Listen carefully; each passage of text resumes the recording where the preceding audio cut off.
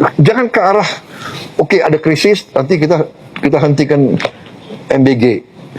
Ya kan, masih banyak cara lain yang kita bisa hemat. Kalau negara benar-benar mau berhemat, kenapa program raksasa seperti MBG dan Kopdes Merah Putih tidak dihentikan? Assalamualaikum warahmatullahi wabarakatuh. Om Swastiastu, Namo Buddhaya, salam kebajikan, salam sejahtera bagi kita semua. Semoga saudara-saudara sekalian diberikan kesehatan dan dilancarkan segala rezekinya. Baik, kembali lagi bersama channel kami di channel Rizky Muntadin.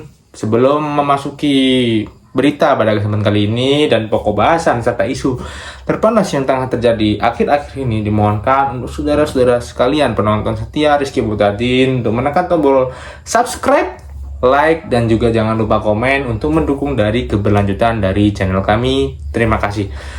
Baik, silahkan untuk menonton dan memahami serta jangan di skip berita berikut ini dengan seksama ya. Baik, terima kasih. Pernahkah kalian melihat sebuah negara yang mengosongkan gedung-gedungnya untuk berhemat, tapi malah meramaikan kedai kopi dan gerbang sekolah di saat bersamaan? Selamat datang di era paradoks efisiensi 2026. Niat awalnya sangat logis, menekan 20% konsumsi BBM nasional lewat WFH. Di atas kertas, jalanan seharusnya sepi. Faktanya, banyak pekerja memindahkan meja kerjanya ke kafe. Di jam yang sama, siswa sekolah tetap harus menembus jalanan, bukan untuk belajar penuh, tapi demi menjemput jatah makan bergizi gratis. Dalam ilmu tata kota, ini disebut displacement effect atau efek perpindahan. Kita tidak benar-benar menghemat energi atau menghentikan mobilitas, kita hanya memindahkannya. Anggaran BBM mungkin turun, tapi konsumsi listrik komersial naik dan jejak karbon dari mobilitas distribusi makan siang tetap mengudara. Ini bukan murni salah pembuat aturan, bukan juga murni salah warga yang mencari kenyamanan. Ini adalah potret hilangnya sinkronisasi, sebuah sistem di mana tangan kanan menarik rem darurat, tapi tangan kiri tetap menginjak gas. Ketika efisiensi cuma terjadi di atas kertas, siapa yang sebenarnya sedang berhemat? Coba bagikan pandangan logis kalian di kolom komentar. Kalau negara benar-benar mau berhemat, kenapa program raksasa seperti MBG dan Kopdes Merah Putih tidak dihentikan? Atau memang tidak boleh disentuh? Mulai April 2026, pemerintah ambil kebijakan ASN Work from Anywhere, sekolah kembali online. Alasannya, hemat BBM. Artinya, mobilitas ditekan, siswa kembali ke layar, pelayanan publik beresiko melambat. Tapi di sisi lain, program MBG tetap jalan dengan anggaran 335 triliun rupiah dan Kopdes Merah Putih 60,57 triliun rupiah. Padahal, di lapangan sudah muncul berbagai catatan. Ada laporan makanan tidak layak konsumsi, menu yang tidak sesuai standar gizi, hingga distribusi yang tidak merata di beberapa daerah. Bahkan, muncul keluhan soal potensi pemborosan dan tata kelola yang belum rapi. Tapi, anggaran tetap utuh. Kalau memang harus hemat, kenapa bukan yang paling besar dulu yang dievaluasi? Atau, pertanyaannya lebih dalam, apakah program sebesar ini terlalu penting atau terlalu dekat dengan kepentingan elit? Publik diminta beradaptasi, tapi anggaran raksasa tetap aman. Jangan ke arah oke, ada krisis nanti kita hentikan MBG. Ya kan, masih banyak cara lain yang kita bisa hemat. Saya akan bertahan sedapat mungkin. Daripada uang dikorupsi, lebih baik rakyat saya bisa makan. Anda nggak lihat anak-anak yang stunting? Saya lihat, saya kampanye sekian kali, saya di desa-desa saya lihat anak umur berapa? 11 tahun, badannya anak 4 tahun. Aku yakin saya berada di jalan yang benar. Uang kita ada. Saya pertaruhkan kepemimpinan saya.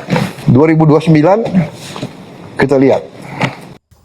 Sebelum lanjut, dimohonkan untuk saudara-saudara sekalian untuk menekan tombol like, subscribe, dan komen, serta dibantu share-nya untuk mendukung dari keberlanjutan dari channel Rizky Muntadin. Terima kasih. Kita menghemat 308 triliun dari pusat sebagian besar, ya.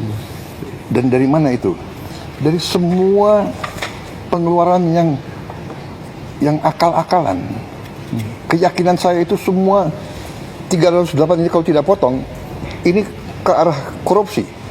Seluruh rakyat Indonesia mendukung Bapak Presiden Prabowo melakukan penghematan hingga 308 triliun. Bagus, rakyat Indonesia berterima kasih. Tapi apa gunanya penghematan 308 triliun jika duitnya dialihkan ke MBG 335 triliun yang semua tahu di MBG ini banyak potensi korupsi. Buktinya mana? Buktinya di setiap berita, di postingan-postingan media sosial, MBG bermasalah, menunya nggak bagus, menunya nggak sehat, menunya dikurangi, segala macam. Banyak potensinya, Pak.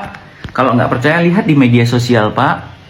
Ya, terus Pak, kalau memang Bapak ingin melakukan penghematan, nggak begitu caranya. Emang hemat 308 triliun, tapi dialihkan ke MBG. MBG itu tidak tepat sasaran, Pak. Bagus MBG kalau penerimanya itu orang miskin, orang nggak mampu, orang yang membutuhkan. Lah ini penerima MBG banyak orang-orang kaya, orang-orang mampu, orang-orang kota, orang-orang yang makanannya enak-enak, Pak. Saya sepakat setuju dengan program MBG asalkan tepat sasaran. Yang mendapatkan harus orang yang benar-benar membutuhkan. Itu Pak. Kalau sasarannya tepat, pasti lebih menghemat lagi. Tidak habis 335 triliun Pak. Ya, dihemat lagi Pak. Sisa duitnya untuk apa? Untuk bantu biaya pendidikan orang miskin, untuk membuka lapangan pekerjaan, dan untuk mensejahterakan rakyat Pak. Mensejahterakan guru-guru tentunya. Begitu Pak. Maaf ya kalau ngeritik.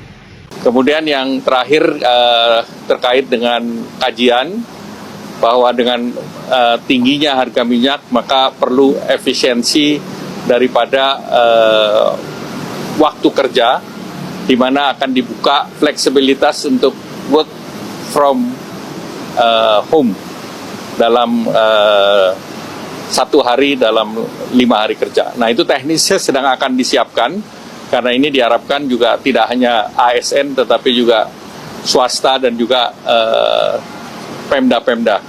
Nah ini semuanya kita sedang siapkan lagi. Nanti sesudah konsepnya sudah matang, kita akan segera informasikan ke publik lebih detail. Sudah fix Pak setelah WFA akan didetailkan, tetapi sesudah Lebaran kita akan berlakukan. untuk ASN aja atau ada himbauan ASN maupun himbauan untuk swasta, tetapi yang tidak bukan pelayanan publik. pemerintah akan menerapkan WFH ya Pak 1 hari Pak. Nah itu penghematan BBM-nya sekitar berapa sih? Udah ada hitungannya belum Pak? Oh, ada hitungan kasar sekali, bukan saya ngitung. Maka hitung kalau kasar lah berapa saya lupa saya, tapi 1/5-nya kira-kira 20% saya bilang. Saya pikir kalau Jumat Sabtu Jumat kan ditambah Sabtu Minggu ya 3 hari itu lumayan tuh buat aktivitas di rumah, dan mungkin turisme juga akan terdorong sedikit. Pak, soal daya beli Pak, di Ramadan tahun ini bakal dongkrak pertumbuhan ekonomi. Baik saudara-saudara sekalian, itu dia berita yang dapat saya sampaikan. Terima kasih telah menyimak, dan sekali lagi saya ingatkan untuk penonton-penonton sekalian, saudara-saudara sekalian, untuk jangan menonton mentah-mentah segala bentuk berita yang tersampaikan dari berbagai sumber, supaya agar dicari kebenaran berita tersebut. Dan terakhir, terima kasih telah menonton. Jangan lupa untuk like, subscribe, dan komen, serta bantu untuk share-nya dalam mendukung keberlanjutan dari channel Rizky Mutatin, dan dinantikan untuk berita selanjutnya. Terima kasih.